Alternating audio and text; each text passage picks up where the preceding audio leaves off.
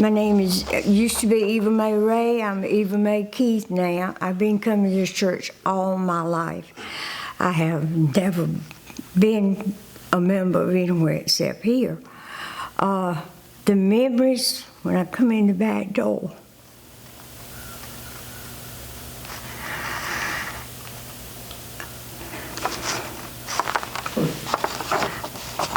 It's not easy.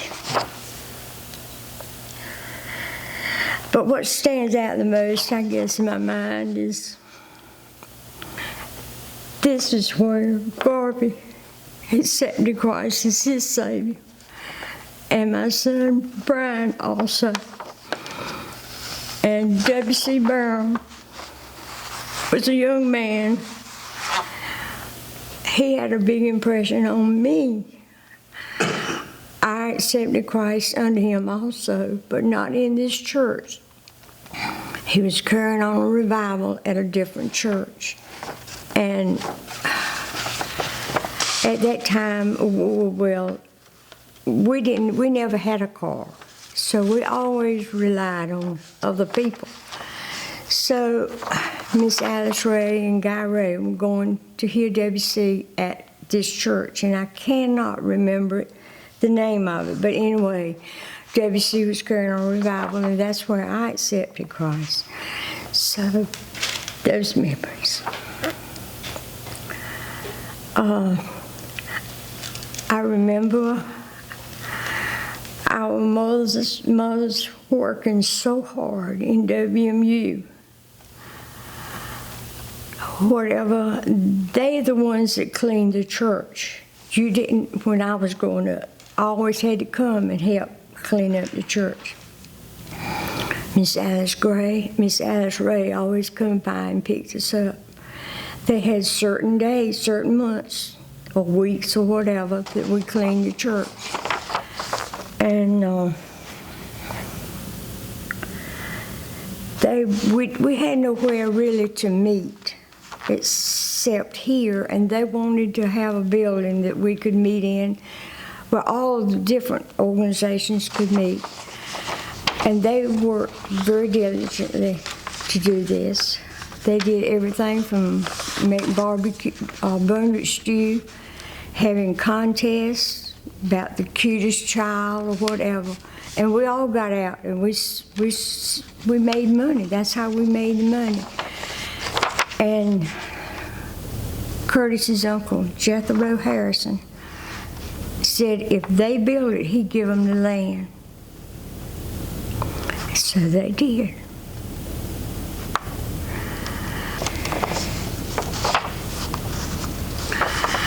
I remember coming in the back door and over in those benches.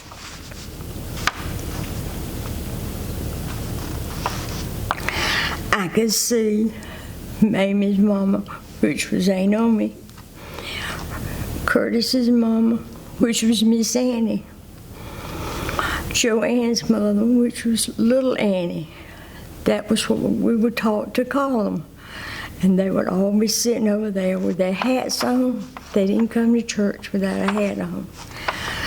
And as we grew up, all those young people like to sit over here. And you know, we like to talk. And I knew if Mama looked at me with them eyes over in that corner, I had better straighten up. It wasn't a question asked, straighten up. Don't you won't get to sit over there anymore. And I'm sure Mamie will tell you the same thing. I never hear certain songs that I can't remember. Mr. Herman, which was Curtis's daddy, he was our song leader. Standing on the Promises. We sing that so many times. And I'm sure everybody else told all this stuff. I remember when we remodeled the church, we thought we really, because we had curtains, and they were burgundy curtains, and they were on a rod, and you pulled them together, and you had your Sunday school class. And sure, you could hear what the other Sunday school, but you knew you better pay attention to that Sunday school class, because don't think your Sunday school teacher wouldn't tell your mother if you misbehaved.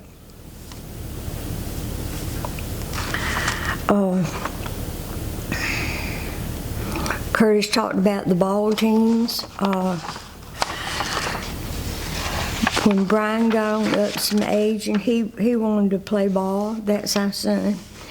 And we had some young women, they liked to play ball. So Garvey and Donald, they took over coaching the women's team. And we had different ones that did this, and our Saturdays was spent, the only way we could play at Wake Forest on the ball field was that one person had to be in charge of it, and it ended up being Garvey. So we ended up at the ball field on Saturday. From then until the last game was over with on Saturday afternoon. These young boys will still come up and tell Garvey, about how much, or the ladies, especially the ladies, will come up and tell him. And even Mamie's daughter played when he was out there helping coach with the team. We enjoyed that. When the church, I know when the church split, that was a very heartbreaking time. We had families that they went one way and we went the other. And I remember, I said, Mama, what are we going to do? She says, no matter where you go to church, honey, it's going to be the same God. I have no desire to change churches. And I've thought about that so many times. So, here I am, and here I'll be. I can't say that I love the Family Life Center like I do this. It still does not feel like church to me. I hear a sermon, and I sing, and I do all this, and I worship the Lord and all that, but it's just not the same feeling. That's just my opinion.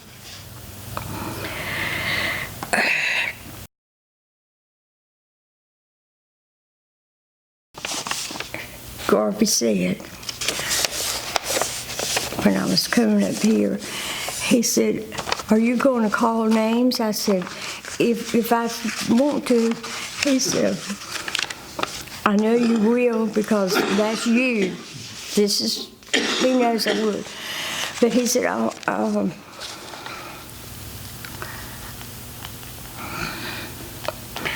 he always thought so much of you or Lee. Yeah. He said he believed that he was one of the best men he had ever met. I feel the same way. I've heard that before. I've heard that from others. And our Brian grew up with Rodney and Darrell. And when they were younger, we had where we used to live, we had a front yard, and they said it was pretty close to the dimensions at the football field. And they would stop by there on Sunday evenings, and they'd play football, and we loved their children.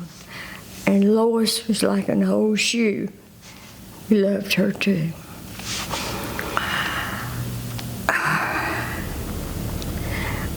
Like I said, Mr. Herman, Miss Honest, they were brothers. Mr. Owen Ray. Yes, I was going to say don't forget. I'm not. I won't forget Mr. Owen Ray. He was good to us young people. I guess you would say he always had money. And he would take us to Wake Forest after we had our GAs. He would get us in that car and carry us to Wake Forest and buy us a Coca-Cola at Tommy Holden's drugstore. That was a highlight. We didn't go, like I said, we didn't have a car. And to get to church, to go back to your Lee, him and Lois would stop on Sunday morning and get me and my mother and bring us to church. The reason I never talk about my daddy is because my daddy was killed when I was 10 years old. So, you know, he just didn't have, I don't remember that much. So it's always been my mama. So I hope you understand that part. Him and Miss Alice, they were his wife. His name was Guy, and she was Miss Alice. They were always good to us about bringing us to church. So you think about those things. And now, if I wonder if anybody ever thinks about, well, does that family have a way to go to church?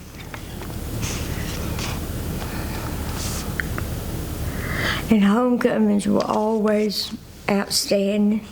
I can remember Miss Ovada Ray, and I don't know where you ever knew her. I think she might have died. She lived to be a very old woman. I can see her coconut cake in that dish pan. You didn't have cake covers and all that fancy stuff. She had a dish pan that she fitted over that coconut cake, and I thought it was the best piece of cake I'd ever had in my life, you know. So that's about what I remember. Okay? That's fantastic. All right.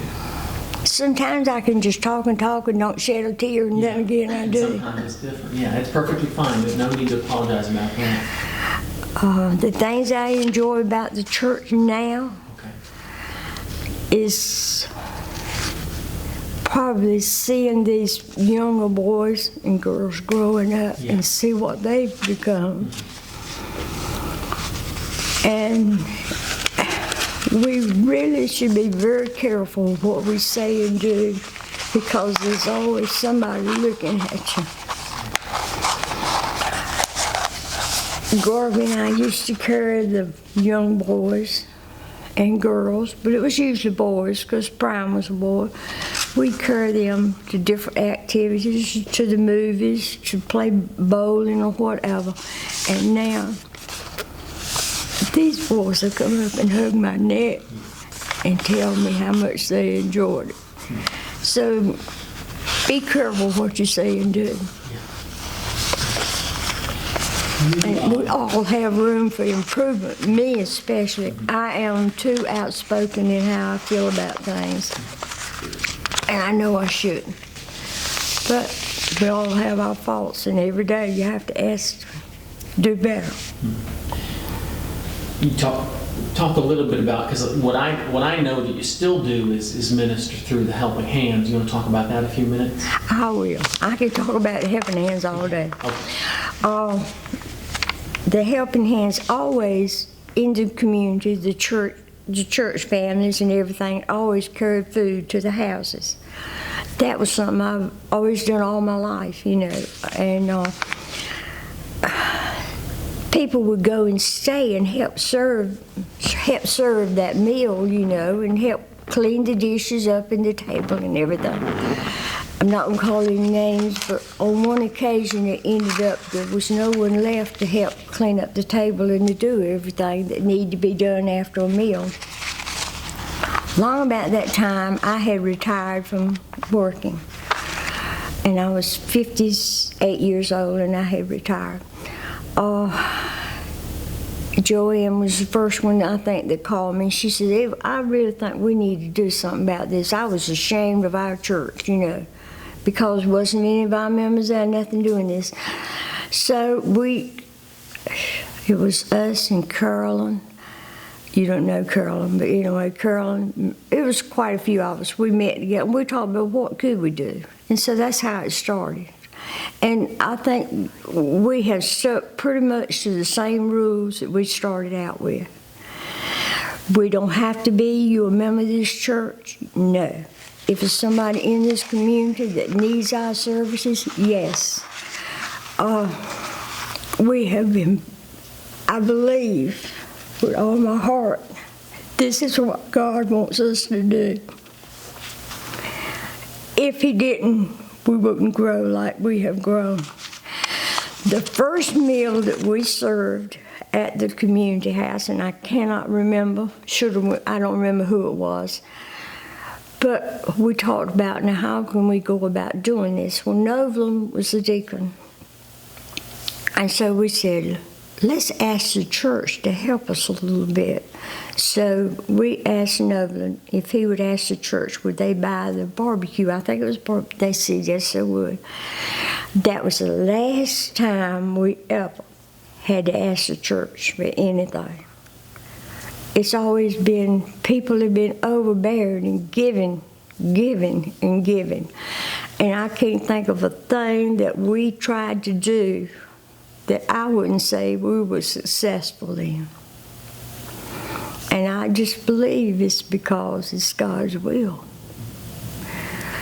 We go down there and we work and we clean and we do all this, and sure, we're tired when we go home, but we're so glad we were able to do it.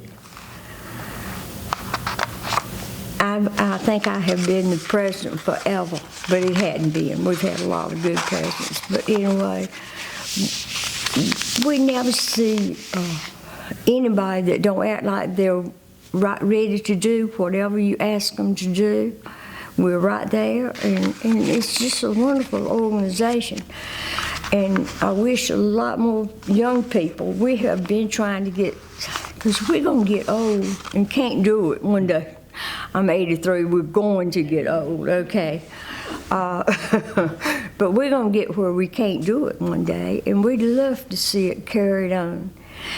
Our reputation is known. I am bragging. Our reputation is known. I don't care what church or where you go to, it's not somebody, they say something, about the Helping Hands. We were at a funeral at your church, or whatever, and it's always good things. So that's what you want to come out of your church. You want good things to come out of your church. And we want to be able to help people, and we feel like that's what we're doing. Maybe we jump in and do sometimes before we should, but if we hear talk of anybody that needs or wants anything, I can't say we really investigate to see. We give it with a willing heart. If they accept it with the wrong heart, they have to be responsible for it, not us. And that's the way we all feel about it. Okay? What else? I think that's it. You may have already handled this, but anybody who's thinking about joining Stony Hill. Well, anybody, I tell them that it's a welcoming church. It takes a little while for people to warm up to you, and I really feel that way. I think it takes a little while for people to warm up to you.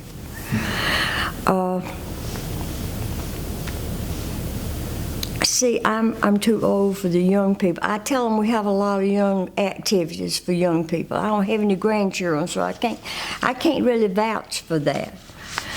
But I tell them we do have a lot of activities for the young people. And you got to have young people in a church for it to grow.